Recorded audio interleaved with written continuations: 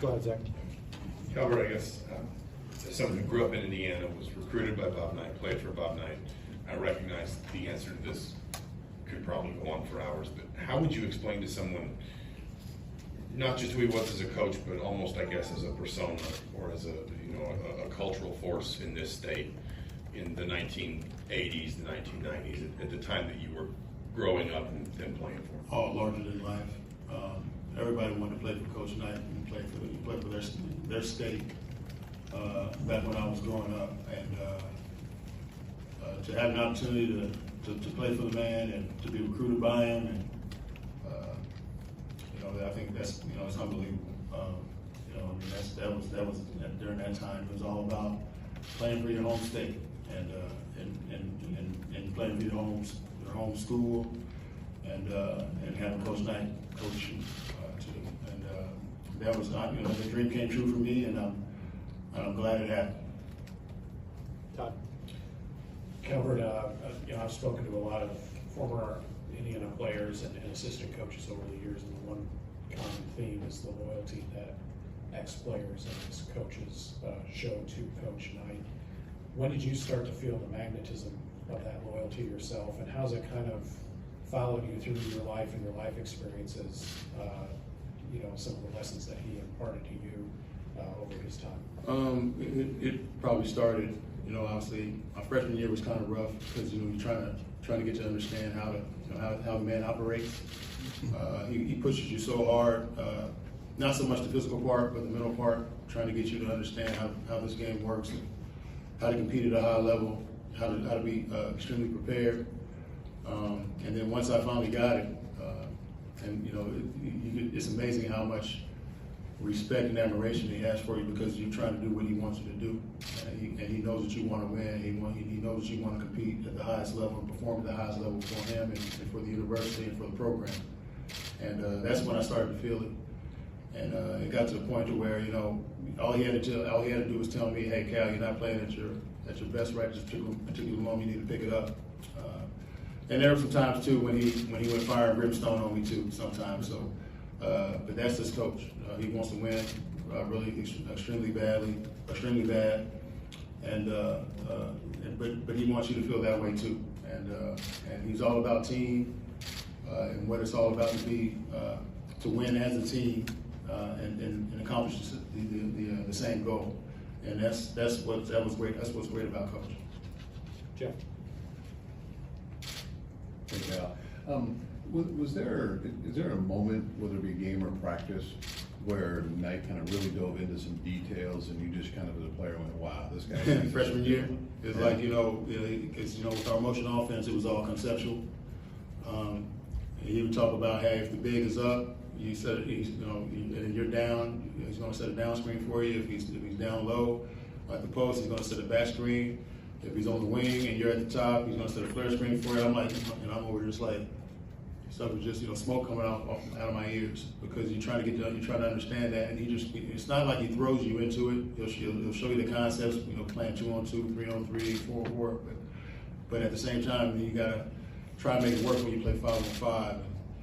Just stuff like that, and then the defensive concepts on how to be on our help and how we help on the weak side and all that stuff is like, it was just like, man, how's this stuff going to work? But then at the same time, you see it work. Once you understand it and see how it works, I mean, it works miracles. I just think Coach is one of the smartest, coaches I've ever been around. And I think, what he taught back then, he was ahead of this time. Mike. Yeah. Hey, Calbert, have you ever been able to figure out what about your personality and his personality meshed so well to allow you to become the player that you did? My mother. So my mother, I would tell people that my mother was probably more of a disciplinarian than he was. So it kind of made it a little bit easier.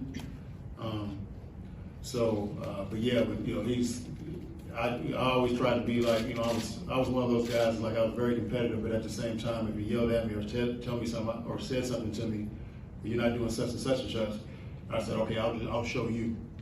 I'm going to show you. And then once I show them, they'll go over there, sit right down and shut up. So that's just, that's the type of relationship we had.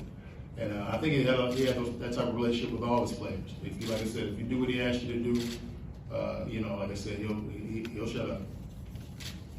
Jim? Calbert, you kind of alluded to it a few times, but the approach that Bob Knight took, it seemed to be more of a teacher than a coach. The conversations I've had with either Pat Graham or Todd Leary or Brian Evans, everybody has their 4 years of notebooks where they took notes and all of that. So how much of that is just that sticks with you and you're able to use today? Huge, huge. I still have my notebook up in my office right now.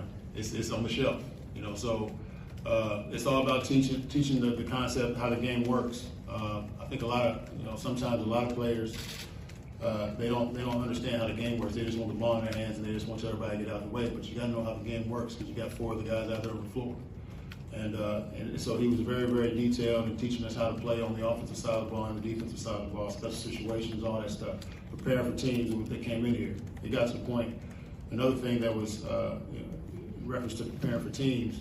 There's so much video involved and this certain play, this is what this player going to do. Then it got to a certain point to where when you got out there on the floor and you saw the play, it was them call a certain play. You knew exactly what they were going to run because we were so prepared. And that's what separated the coach from a lot of coaches, from a lot of other coaches. Right. Calbert, is there anything particular of Coach Knight's style or his persona that you have seen in yourself carry over as you've made your way to the sidelines at this point in your career now? Yeah, just a little bit, the competitiveness. Being competitive, and sometimes, to a certain degree, I have to go fire and brimstone on guys, just to get them to understand. But at the same time, you gotta give them that little tough love. But also at the same time, you gotta put your arm around them. And Coach did that as well.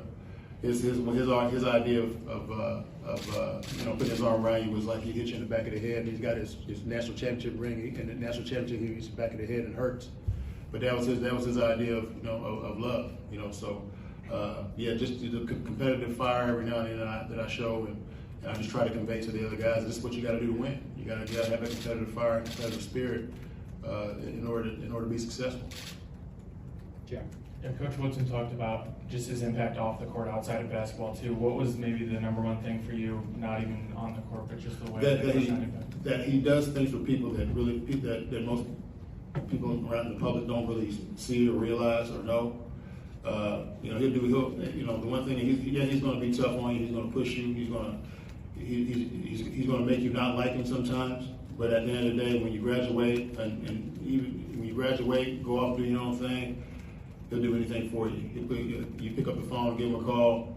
He's going to pick it up and he's going to do whatever you need. That's just the type of person he's always been. And a lot of people didn't really see that. But there's a lot of people on this that he's touched a lot of lives in the time he was on this earth. Mike? Yeah, Calbert, Mike talked about how in recent years it was kind of bittersweet to have Bob there because he couldn't necessarily talk to him like you might have a couple years ago about coaching, about things he saw. Do you miss that too? I mean, is there times where now you can think of as in kind of this phase of your career where, I would have loved his advice on this thing or look to him for that? Oh, without question, no doubt. I mean, you always, sometimes you can get stuck as a coach, or you might get stuck in life.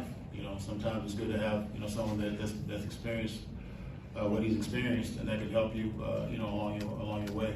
He's just like a big time mentor for him, to me, and not only just a coach. And like I said, he's been there and done that. And sometimes I was able to pick up the phone and give him a call if I did have some trouble. But now, in this certain situation, I'm sure he's in a better place.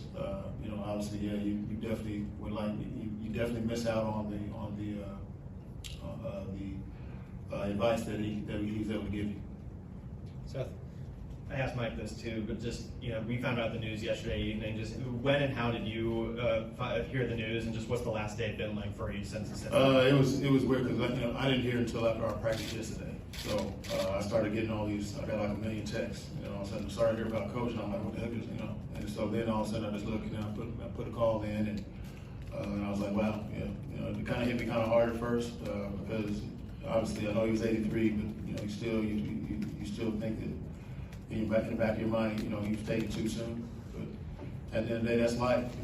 Time is undefeated. We're all going to be there at some point. So, but I know he lived a nice full life, and he had people around him that loved him, and You know, and he was, like I said, he's one of the greatest coaches I've ever been around, and, you know, the world lost a great man today, or yesterday.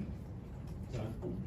Calbert, I know you and Coach Woodson, and of course all the players that played under Bob Knight, you know, have your relationship with him. But what do you think it was about him that really garnered the respect for a lot of people that didn't play under him or coach with him? I'm sorry, say that one more time. What do you think it was about Bob Knight that garnered the respect from people that didn't play under him like you did?